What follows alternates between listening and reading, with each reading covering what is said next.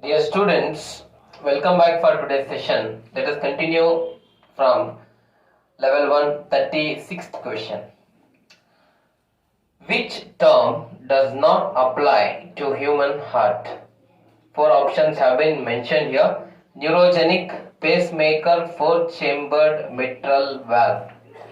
Dear students, it seems to be a very easy question.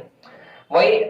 Because our heart is not neurogenic. Because see, neurogenic heart is the one which in fact, where we can find the impulses originating by the nerves. All right. See, impulses are originated, all right, by the nerves, my dear friends. That type of heart is referred to as what? Neurogenic heart. So our heart is not neurogenic, it is muscular. All right. Anyway, I will come to that. It is myogenic. I will come to that. Let me tell you, this type of neurogenic heart can be present, for example, in cockroach and many other invertebrates. All right. What type of heart I am speaking here? Here I am talking about the neurogenic heart, which can be definitely seen in the cockroach and many other invertebrate animals. Dear students, see, when we are talking about this, let me tell you that neurogenic heart is not the part, as I already have said you. Human heart is what? Myogenic. What is myogenic here? Let us understand. See, myogenic here basically refers to the heart which where impulses are originated by muscles. Here, impulses for the conduction of heartbeat are originated from the muscles. Right, my dear friends. See, we already know when we talk about the conducting system of our heart. See, let us say these are two auricles and these are two ventricles. All right. And at the top right hand corner of the right auricle we have sinoatrial node, all right, or what you refer it to as SAN, all right. So here this is the node, this is the muscular structure where initiation of conduction of heartbeat will occur. The heartbeat will start from this region without the much involvement of the nerves. See, again we have at the top, left corner, we have of the same right atrium, the atrioventricular node, my dear friends. Alright, atrioventricular node. AVN in short we refer it to as. Then further from this right bundle, left bundle arises, then we have Purkinje fibers. All these forms what? The conducting system of heart, right and left bundle, all right, and then we have Purkinje fibers. So these right and left bundle along with the Purkinje fibers are referred to as what? The bundle of His, we know that, all right. And remember, SAN, sinoatrial node, is referred to as pacemaker, all right. Why? Already I have told you, initiation of conduction of heartbeat starts there. Dear students, now this is the one, all right. That's why, see, our heart is myogenic, where impulses are generated through the muscles, and it is not neurogenic. It is not originating from the nerves, our heartbeats. But this can be seen in many other animals like cockroach and invertebrates, as I have said you. Dear students, further they have given option as pacemaker. That's what pacemaker is, sinoatrial node. It's a part of human heart. We have to see which is not the term which is not applied to human heart. Okay, neurogenic is obvious, that will be the answer, but anyway let us also see the other options. They have also mentioned four-chambered. Yes, our heart is four-chambered. We have two auricles and two ventricles, so that's also associated, so we cannot go with that option. Then mitral valve. See, my dear students, mitral valve is also called as the bicuspid valve, my friends. All right, bicuspid valve. All right. So anyway, so this is also a part of our heart. The only term which is not associated here is that of neurogenic. So please go for option 1, that is your right answer. Next we have question number 37. Anemia is due to the deficiency of, 4 options have been mentioned, dear students: calcium, iron, magnesium and phosphorus. Dear students, now let me tell you, iron deficiency anemia is the common one, is the most common type of anemia we can find. That's one aspect. Okay, let me tell you, iron deficiency anemia, this is the most common type of ammonia, my dear students. Alright, and further let me also tell you that, here what happens here, condition, it is a condition where blood lacks adequate healthy red blood cells. Generally there will be increase or decrease in red blood cells, whatever it is, increase or decrease, we generally refer it as anemia, but most probably unlike in case of anemia, there will be decrease in the healthy red blood cells, that will cause this condition. Anyway, so these red blood cells carry especially the respiratory gases, especially the oxygen to the body tissues, alright, that will be affected. Dear students, so the commonmost is iron, so you have to go for option 2 here, but let us also understand the other options. Calcium they have given, dear students. See, calcium the deficiency does not cause, alright, anemia. In fact, it causes a condition called as hypocalcemia. Alright, a condition called as what? Hypocalcemia. This when it occurs when the blood has low levels of calcium in the blood, alright, inside the blood vessels. If there is low calcium levels, then it causes a condition called as hypocalcemia or hypocalcemic condition. Alright, a long-term calcium deficiency especially can lead to many changes, my dear students. Say it can cause dental problems, it can that related to tooth, cataract problems, the related to eyes, alright. And also there are many alterations in the brain. Many functions of the brain will be affected, and to go with that, even osteoporosis. The bones will become brittle if there is low calcium level in the body. Alright, that's where it is very essential to understand that normal calcium levels should be maintained. Anyway, we are discussing here the deficiency, what deficiencies are caused due to the given calcium, magnesium and phosphorus apart from iron. Next, let us move with let me say magnesium. See, we called the if there is magnesium deficiency, my dear students, it causes a condition called as hypomagnesemia. Alright, so this is in fact characterized by low levels of magnesium in the body. And further, my dear students, it can cause tremors. Tremor here refers to what? See, tremor refers to involuntary shaking or movement of the body. Alright, it can be slight or it can be severe. Apart from tremors, dear students, even there may be many personality changes, even loss of appetite, there will be no hunger, that means to say. Muscle spasms, alright, see, this is the one more term which you need to know, there will be muscle spasms. So what do you mean by muscle spasm here? Dear students, again it is involuntary, what I can say, contractions, alright, involuntary contractions of the muscle. Dear students, generally it is not harmful, but it can be painful, alright. Then there will be nystagmus, one more condition called as what? Nystagmus. So involuntary movement of the eye is called as what? Nystagmus, my dear students. Here the eye may start to move rapidly from side to side, or from up and down, or in like a circle, it depends, alright. So it may lead to blurred vision. So these all conditions, symptoms rather, are caused due to low levels of magnesium in the body.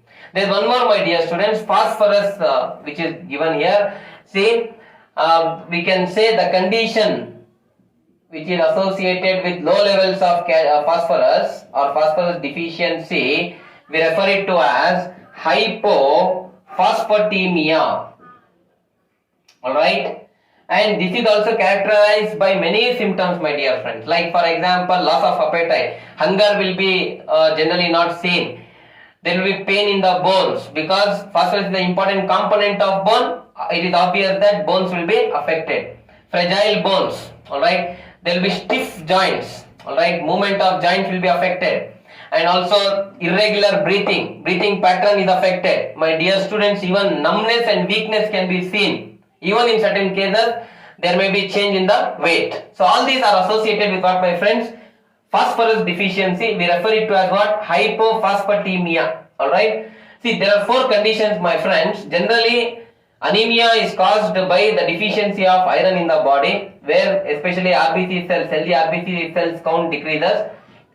Low levels of calcium causes hypocalcemia. Magnesium deficiency causes hypomagnesemia. Then phosphorus deficiency causes hypophosphatemia, my dear friends. But anyway, among the given 4 options, you have to go for option 2, that is iron. That is your right answer. Next question we have systole causes. Alright, see, systole here refers to contraction, alright, of the heart. So they are given 4 options: entry of blood into the lungs, entry of blood into the heart, exit of blood from the brain, and exit of blood from the ventricle. Dear students, it's very simple. Systole causes the exit of blood from the ventricle.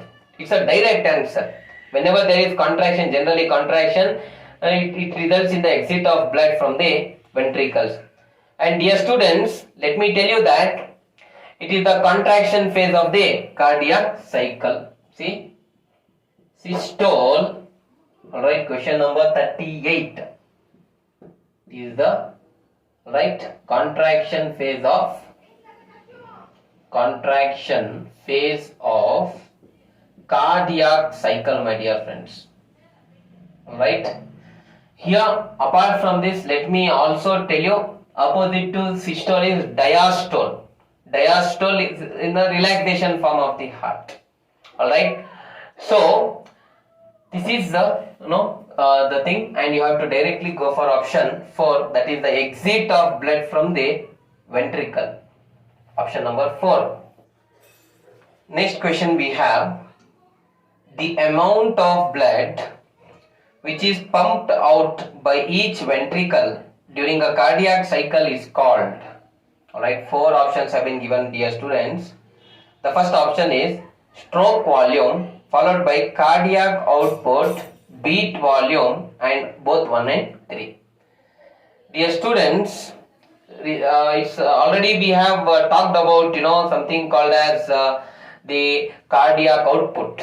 Alright, cardiac output is what? Stroke volume into heart rate. Alright, cardiac output is equal to stroke volume, alright, stroke volume into, we can also say it as what? Heart rate, or number of heartbeats per minute. Heart rate. This is cardiac output. So dear students, so that would be approximately around, let us say stroke volume is 70 ml. That means what we are talking here is about the stroke volume itself, the given question. That means to say the amount of blood which is pumped out by each ventricle during a cardiac cycle. See, we have the structure of heart here, dear students, right? See, when you talk about these are the auricles, and this is the ventricle, and there is one more ventricle here wherein, alright, we can find, see here, it's very simple, dear students, that there are 2 auricles on the top and 2 ventricles below. Alright, so here stroke volume, as I said you, 70 ml. That means the given question, at once from each ventricle 70 ml of blood would be pumped. See, this is ventricle, right ventricle, this is left ventricle. Left ventricle will supply the blood to the body parts, and from the right ventricle the blood will go to the lungs. Alright. So in each case, it would be, dear students, 70 ml. So the given question we have to go for stroke volume. Stroke volume can also be generally referred to as what? Beat volume. Once the heart beats, the same. From the each ventricle 70 ml of blood will be passed out. Right? So that is stroke volume. 70 ml into heart rate would be how many beats per minute? 72 beats per minute. So 70 into 72 will be approximately 5040 ml. That would be the cardiac output, my dear students. Alright. So it's very important to understand. Heart rate, or we can also refer it as the number of times heart beats per minute. Alright. So here stroke volume and beat volume mean the same. And cardiac output, as I have told you, that means to say that stroke volume into heart rate. Anyway, the given option we have to just go for is the amount of blood which is pumped out by each ventricle during a cardiac cycle. Alright, we need to understand here. So that is called as, alright, stroke volume as well as beat volume. So you have to go for option 4, that is both 1 and 3, my dear students.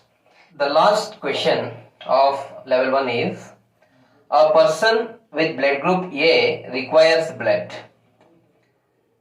The blood group which can be given is A and B, A and AB, A and O, AB and O are the options.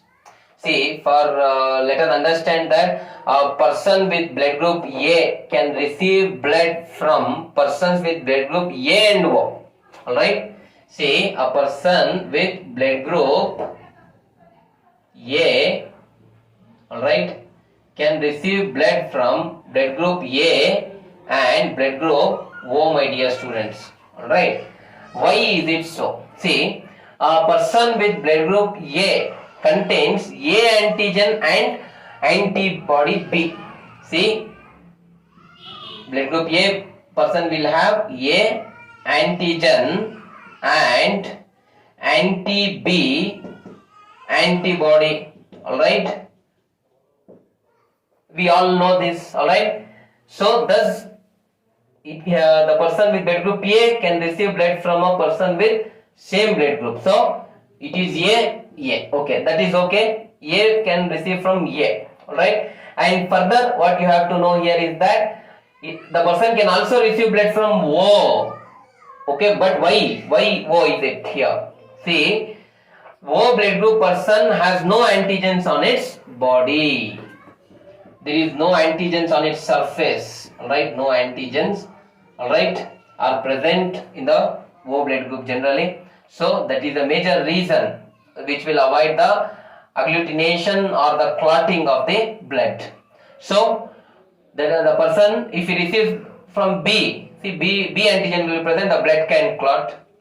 A is there of course, but B is also there, so again the blood can clot. Alright, that's where B and AB is not possible, blood will clot, but the person with blood group A can receive blood from A or O. Here in general terms the question is given. Here there is no reference to RH antigen. If RH antigen is taken into consideration, again the things would be different, my dear students. So this chapter level 1 is completed. Please do follow up with all the classes which have been done and be attentive in the classes. I request every student to be thorough with your assignments as well. Alright, and to complete the assignments in time, alright, is also important. So that is it for today. Thank you very much.